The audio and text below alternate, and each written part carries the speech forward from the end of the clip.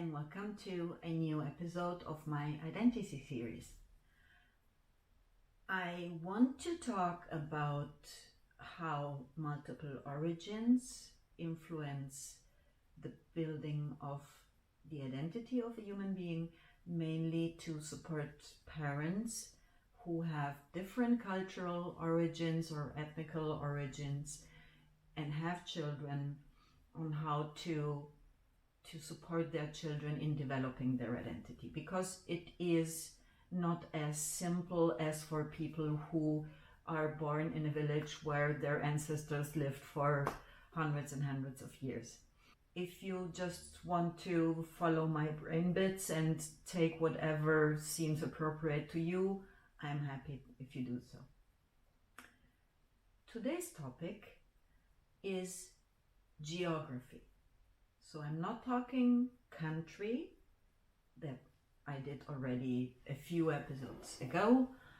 I'm not talking ethnicity, it's just geography. How is the area built where I live or where I come from?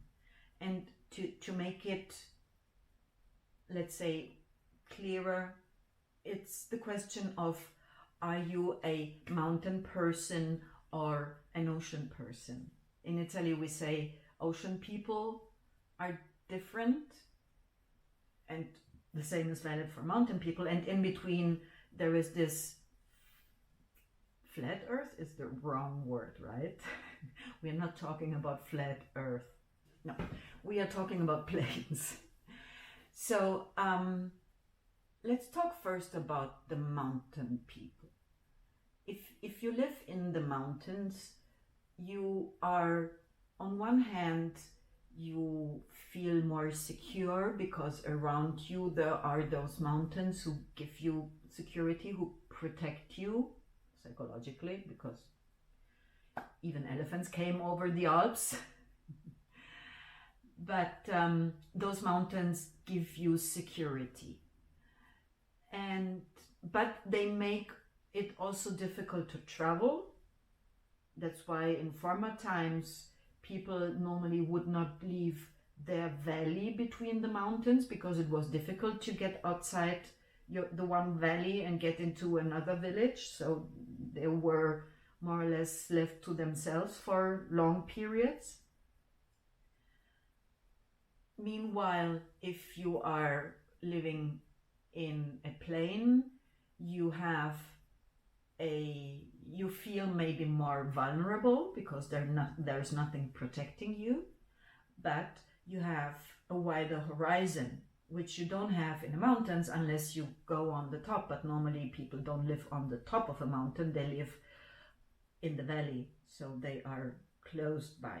And to be honest, this is what drives me mad the most here in Switzerland, that I don't see any sunset, because there's always these mountains between the sun and me when it goes down. So it's still shining for an hour, but I can't see it because there's a mountain in front.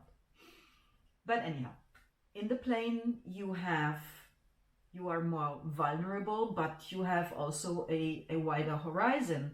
So you also see up front if there is somebody coming towards you.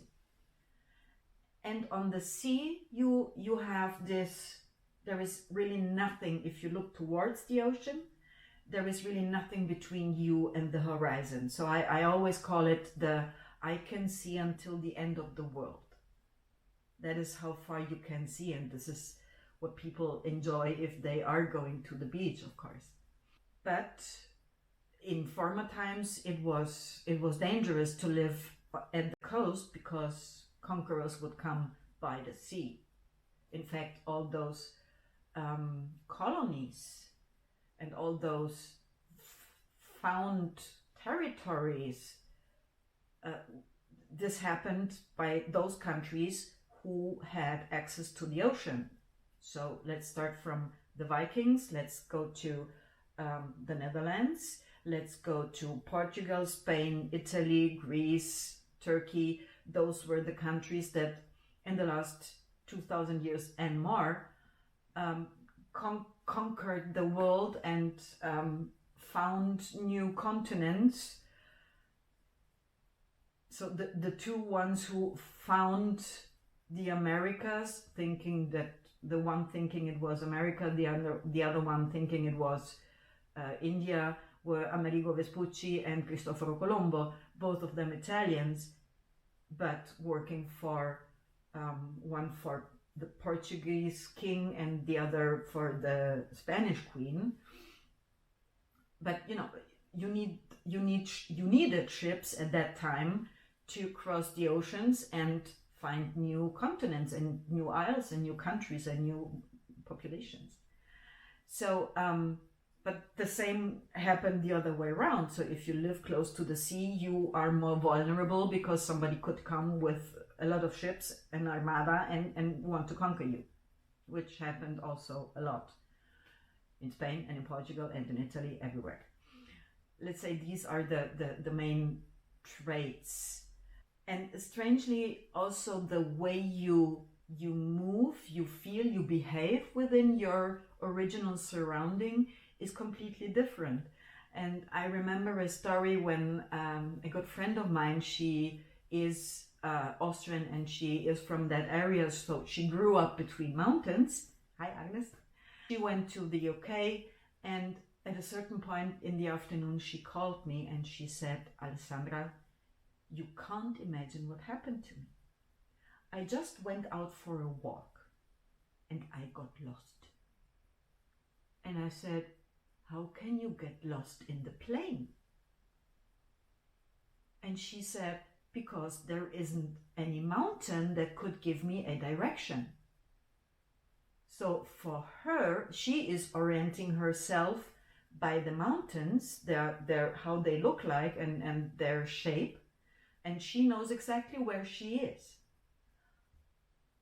For me, every mountain looks the same. They all look the same. They're just mountains, mountains, mountains. So I don't have any sign that would help me understanding where I am. While when I'm in the plain, I look for churches, for trees, for whatever stands up out of the plain gives me the orientation that I need to know where I am. And on top, I orient myself with the sun automatically. And strangely, when I'm close to the sea or a lake, also I call it the quality of light.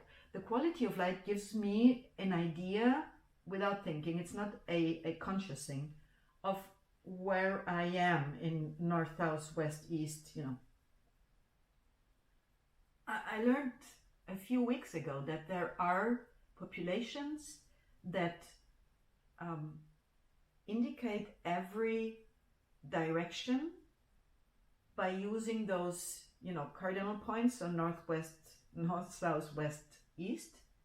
And even if they say my neighbor on the left, they don't say my neighbor on the left, they say my neighbor on the west or northwest or whatever. So their whole orientation in the world happens through those cardinal points, which is amazing. But I guess you have to be born in that culture and grow up with this concept of thinking and of orientation to really use it and to feel it, to be one with it. And apparently there are studies who prove that people who are living close to the sea are more extroverted and open towards others, while people living in the mountains are more introvert and close, let's say. They are perceived as colder, as not as social. Meanwhile, the people living at the sea or at the ocean are perceived as being more open and more extroverted again. Living close to the ocean not only meant that you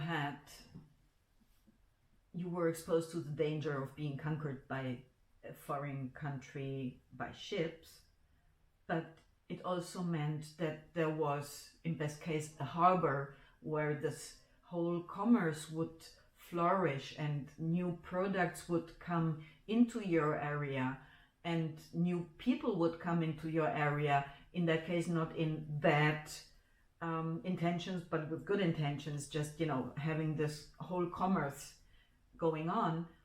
And this opens again up the horizon of the people who are talking to each other and learning about the culture of others. So wherever there was a harbor, people were more open and more educated, maybe also. If maybe you are somebody coming from a mountain area and your partner is coming from the ocean area and you live in a completely different country in the plain, maybe you just talk about the differences. Maybe you spend a few minutes thinking about those differences and how much these origin of yours might influence your children, because they do. Even if it seems just a little thing that is not important, that is, yeah, come on, I grew up at the sea, so what? But it influences people, and it influences people in developing their identity. So maybe you just think about it and talk about it and become aware of it. That's the most important thing, and share it with your children. So that was today's episode. I hope you enjoyed it, even if it might feel strange again.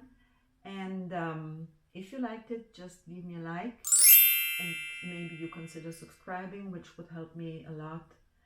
And I hope to see you with my next episode. And in any case, be kind.